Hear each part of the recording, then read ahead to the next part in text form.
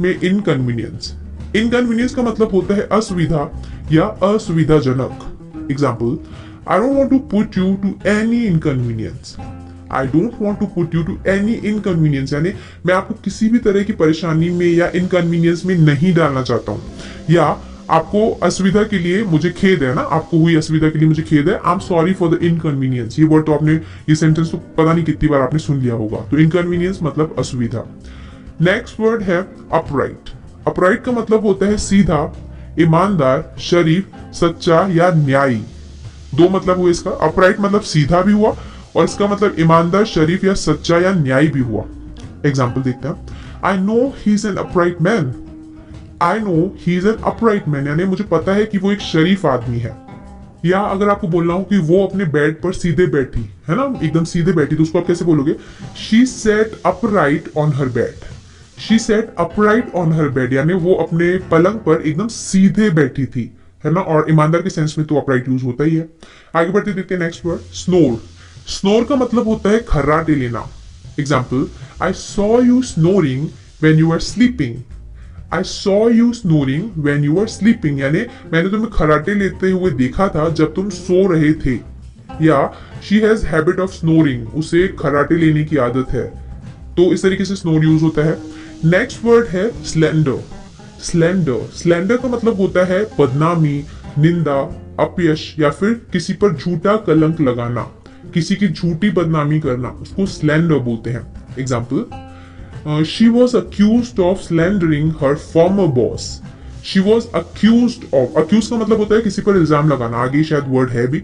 She was accused of slandering her former boss यानी उस पर अपने फॉर्मर बॉस, अपने पूर्व बॉस को बदनाम करने का उस पर आरोप लगाया गया था। She was accused of slandering her former boss. Next word है हमारी लिस्ट में डिप्लोमेटिक। डिप्लोमेटिक का मतलब होता है राजनीतिक या कूटनीतिक, कूटनीतिज्ञ या व्यवहार कुशल। यानी अगर आपने किसी से कोई बात पूछी, वो एकदम ऐसे घुमा फिरा के आपको जवाब दे, है ना, हाँ भी ना बोले, ना भी ना बोले, तो इस तरीके से जो राजनयिक या कूटनीतिक तरीके से या व्यवहार कुशल कोई हो तो उसको बोलते हैं डिप्लोमेटिक, है ना। She is a diplomatic woman. वो बहुत ज्यादा व्यवहार कुशल है, कूटनीतिक है, आपको पता भी नहीं चलेगा वो आपकी बात कैसे घुमा जाएगी। तो इस तरीके से डिप्लोमेटिक यूज होता है। Example, she is usually calm and diplomatic woman. She is usually a calm and diplomatic woman यानी वो आमतौर पर एक शांत और कूटनीतिक महिला है। नेक्स्ट वर्ड है हमारी लिस्ट में क्रश। क्रश का मतलब होता है मसलना, चूर चूर करना या कुचलना।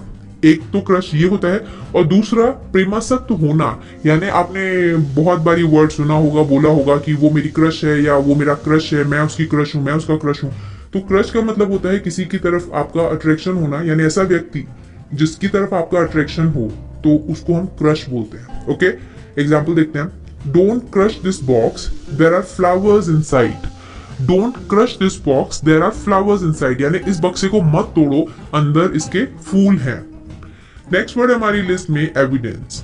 एविडेंस का मतलब होता है सबूत, साक्ष्य या फिर प्रमाण। Example, have you got any evidence to support this allegation. Have you got any evidence to support this allegation? यानी क्या आपके पास इस आरोप के समर्थन में कोई सबूत है? क्या इस एलिगेशन, क्या इस आरोप के समर्थन में उसको सपोर्ट करने के लिए आपके पास कोई एविडेंस है? या फिर आप सिंपली बोलते हो ना कि इस मर्डर केस में तुम्हारे पास क्या एविडेंस है? एविडेंस मतलब होता है सबूत, साक्ष्य या फिर प्रमाण। नेक्स्ट वर्ड हमारी लिस्ट में रिकॉग्नाइज। रिकॉग्नाइज का मतलब होता है पहचानना या मान्यता देना। Example, Did you recognize me? Did you recognize me यानी क्या तुमने मुझे पहचाना? I recognized him, मैंने उसे पहचान लिया। तो recognize मतलब किसी को पहचानना, और मान्यता देना भी होता है। जैसे आपने कई यूनिवर्सिटीज के सेंस में पढ़ा होगा, it is a recognised university. Recognised university यानी इस यूनिवर्सिटी को मान्यता मिली हुई है। नेक्स्ट वर्ड है स्ट्रेंगल। स्ट्रेंगल का मतलब होता है गला दबाना या गला घोटना, या गला घोटकर किसी को मार देना, उसके लिए स्ट्रेंगल यूज होता है। एग्जाम्पल देखते हैं। We know that he was strangled. We know that he was strangled यानी मुझे पता है या हमें पता है कि उसका गला दबाया गया था या गला घोटा गया था। Next word mess. मेस के दो मीनिंग होते हैं। पहला मतलब होता है मुसीबत, झंझट या गड़बड़ी, और भोजन गृह को, यानी ऐसी जगह जहाँ पे खाना खाया जाता है, ऐसी जगह को भी मेस बोला जाता है। हॉस्टल वगैरह के बाजू में ऐसे छोटे रूम्स बने रहते हैं जहाँ पे खाना प्रोवाइड किया जाता है स्टूडेंट्स को, तो उसको बोलते हैं ना हमारे हॉस्टल के बाजू में मेस है, तो मेस मतलब एक भोजन गृह। और मुसीबत झंझट गड़बड़ी को भी मेस ही बोला जाता है। Example, I think he is in deep mess. I think he is in deep mess, यानी मुझे लगता है कि वो बहुत बड़ी, बहुत ज्यादा डीप मेस में है, बहुत ज्यादा गड़बड़ी या मुसीबत में है। क्या मैस है ये, यानी क्या गड़बड़ी है ये, तो इस तरीके से मैस यूज होता है। Next word thresh. थ्रेश का मतलब होता है पीटना या छटपटाना, पीटना या छटपटाना। Example, why is being threshed, why he is being threshed, यानी उसे क्यों पीटा जा रहा है। He was threshed with eggs and tomatoes, है ना, उसे टोमेटोज और एग से पीटा गया, तो थ्रेश्ड, थ्रेश ऐसे यूज होता है। नेक्स्ट वर्ड है अक्यूज। अक्यूज का मतलब होता है इल्जाम लगाना या दोष लगाना। Example, are you accusing me of lying, are you accusing me of lying, यानी क्या तुम मुझ पर झूठ बोलने का आरोप लगा रहे हो, क्या तुम मुझ पर झूठ बोलने का आरोप लगा रहे हो। Accusing, are you accusing me of it, या फिर सिंपली किसी पर अगर आरोप हो तो अक्यूज भी उसको बोला जाता है, जैसे इस केस में ये है अक्यूज, अक्यूज यानी ये इस पर दोष लगाया गया है, तो इस तरीके से अक्यूज यूज होता है। नेक्स्ट वर्ड है हमारी लिस्ट में रस्टिकेशन। रस्टिकेशन का मतलब होता है निष्कासन। स्टूडेंट्स या सपोज किसी ऑफिस में किसी एम्प्लॉय ने कोई गड़बड़ कर दी और बॉस उसे वहां से निष्कासित कर दे, हटा दे, तो उसको बोलते हैं rustication. Example, here is your rustication letter, here is your rustication letter, यानी ये रहा तुम्हारा निष्कासन पत्र, अब के बाद तुम इस ऑफिस में नहीं आ सकते हो। तो रस्टिकेट करना यानी निष्कासित करना।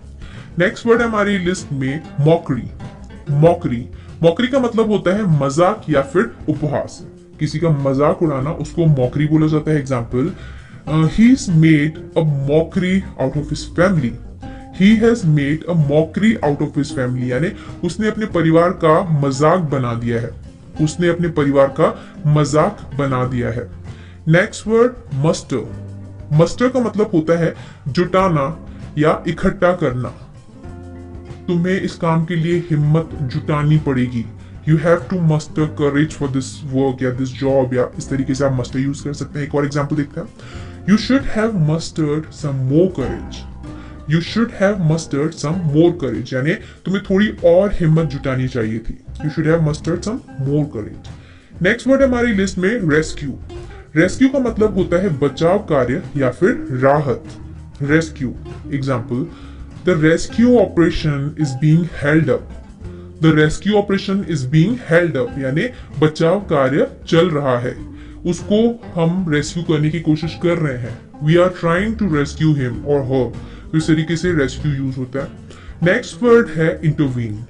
इंटरवीन का मतलब होता है बीच में आना या पढ़ना या हस्तक्षेप करना या आड़े आना, है ना। दो लोगों के बीच में अगर बहस चल रही हो और अगर आप हस्तक्षेप करते हैं तो उसको इंटरवीन करना बोलता है। Example, I had to intervene between them. I had to intervene between them, यानी मुझे उनके बीच में हस्तक्षेप करना पड़ा। नेक्स्ट वर्ड है डिलिब्रेशन। डिलिब्रेशन का मतलब होता है किसी भी काम को बहुत ज्यादा सोच समझ कर या विचार विमर्श करके करना। Deliberation. Example, we have decided to give you this job after much deliberation. We have decided to give you this job after much deliberation, यानी हमने आपको इस जॉब को देने के लिए सोचा है बहुत ज्यादा डिलिब्रेशन के बाद, बहुत ज्यादा सोच विचार करने के बाद, है ना। You have to choose your college after deliberation, after much deliberation. आपको बहुत ज्यादा सोच विचार कर अपने कॉलेज को चूज करना चाहिए। तो डिलिब्रेशन मतलब किसी भी काम को बहुत ज्यादा सोच समझ कर करना। नेक्स्ट वर्ड है हमारी लिस्ट में असॉल्ट। असॉल्ट का मतलब होता है किसी पर हमला करना या आक्रमण करना, हमला करना या आक्रमण करना। Example, he was assaulted last night, he was assaulted last night, यानी उस पर कल रात हमला किया गया था, उस पर कल रात हमला किया गया था। या अगर आपको बोलना हो कि उस पर एग्स और टमाटर से हमला किया गया, तो आप बोलोगे he was assaulted with eggs and tomatoes, he was assaulted last night, है ना, उस पर कल रात हमला किया गया, उस पर एग्स और टोमेटोज से हमला किया गया। या she has been sexually assaulted, है ना। तो उस तरीके से आप असॉल्ट बहुत बार सुनते हो, आपको पता है असॉल्ट का मतलब क्या होता है। नेक्स्ट वर्ड हमारी लिस्ट में जेस्चर। जेस्चर का मतलब होता है इशारा या हाव भाव। Example, she asked them to leave, she asked them to leave, यानी उसने उन्हें जाने के लिए कहा, and gestured towards the door, gestured towards the door यानी दरवाजे की तरफ इशारा किया। या सच अ स्वीट जेस्चर, यानी कितना सही आपका अंदाज है ना, क्या जेस्चर है। या फिर अगर आप ऐसा बोलना चाहो कि उसके जेस्चर्स यानी उसके हाव भाव को देख के मुझे पता चल गया था कि उसे बुरा लगा है ना, तो it was clearly visible from his behaviour कि उसे बुरा लगा है, शी इज अपसेट। तो इस तरीके से आप जेस्चर यूज कर सकते हो। नेक्स्ट वर्ड है हमारी लिस्ट में पैनिक। पैनिक का मतलब होता है घबरा जाना या घबराहट। Example, don't panic in critical situation, don't panic in critical situation यानी गंभीर स्थिति में घबराए नहीं। या कल रात वो घबरा गई थी, तो she got panic last night, कल रात वो घबरा गई थी, है ना। डोंट पैनिक, घबराओ मत। तो इस तरीके से पैनिक वर्ड यूज होता है। नेक्स्ट वर्ड हमारी लिस्ट में म्यूचुअल। म्यूचुअल का मतलब होता है आपसी या पारस्परिक, दो लोगों के बीच का। अगर कोई आपस में दो लोग सहमत होकर किसी बात को निर्धारित करते हैं, किसी बात या किसी कंक्लूजन पर आते हैं, तो हम बोलते हैं इट्स देयर म्यूचुअल अग्रीमेंट, यानी वो दोनों उस बात पर सहमत थे, आपसी सहमति से। एग्जाम्पल देखते हैं, it's there mutual matter, it's there mutual matter यानी ये उनका आपसी मामला है। नेक्स्ट वर्ड हमारी लिस्ट में इल्यूजन। इल्यूजन का मतलब होता है भ्रम, माया या गलत फहमी। Example, it can be your illusion, it can be your illusion यानी ये तुम्हारा भ्रम हो सकता है। May be it's my illusion, शायद ही मेरा भ्रम है। तो इल्यूजन मतलब भ्रम, यानी वो एक्चुअल हो नहीं, बट अगर आपको लगता है वो चीज है तो उसको बोलते हैं ना ये तुम्हारा भ्रम है, तो उसको इल्यूजन बोलता है। ओके, नेक्स्ट वर्ड हमारी लिस्ट में पार्शियल। पार्शियल, पार्शियल का मतलब होता है पक्षतापूर्ण या पक्षपाती। जैसे किसी चीज को लेके अगर आप पक्षतापूर्ण हैं, तो अब हम बोलेंगे उसको कि I am partial towards that thing, उस चीज को लेके मैं पक्षतापूर्ण हूं, यानी उस तरफ, एक चीज की तरफ मेरा ज्यादा रुझान है। और इसका दूसरा मीनिंग होता है अंशीय या अधूरा, है ना, अंशीय या अधूरा। एग्जाम्पल देखिए, I am very partial two sweet foods, I am very partial two sweet foods यानी कि मैं मीठे के प्रति, मीठी चीजों के प्रति पक्षपाती हूँ, मुझे इतनी ज्यादा स्पाइसी चीजें पसंद नहीं है। I am partial towards sweet food. और अंशीय का मतलब होता है कंप्लीट नहीं, कुछ हिस्सा। जैसे अगर कोई सक्सेसफुल हुआ किसी चीज में, तो आप बोलोगे इट्स अ पार्शियल सक्सेस, यानी कंप्लीट सक्सेस हम इसको नहीं बोलेंगे, अभी कुछ चीजें बाकी हैं, अधूरा है अभी ये, तो उसको हम पार्शियल बोलते हैं। नेक्स्ट वर्ड है ड्रिजल। ड्रिजल, ड्रिजल का मतलब होता है बूंदाबांदी या रिमझिम वर्षा। Example, it was drizzling last night, it was drizzling last night यानी कल रात बूंदाबांदी हो रही थी, it was drizzling last night. और लास्ट वर्ड है आज का हमारा टेंडेंसी। टेंडेंसी का मतलब होता है प्रवृत्ति, रुझान या फिर इच्छा। Example, he has a tendency to forget things, he has a tendency to forget things यानी उसकी चीजों को भूलने की प्रवृत्ति है, ये उसका नेचर है कि वो चीजों को भूल जाता है। बट आई गेस आपकी टेंडेंसी नहीं है चीजों को भूलने की। तो अगर वीडियो पसंद आया है तो उसे लाइक और शेयर जरूर करिएगा, भूलिएगा मत।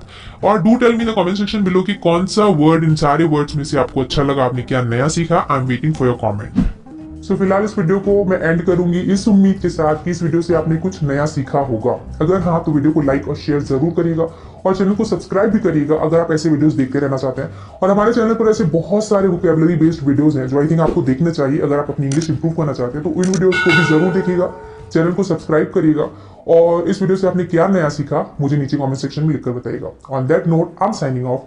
मिलते हैं हमारे अगले वीडियो में एक और टॉपिक के साथ। See you in the next video. Bye bye, thanks for watching.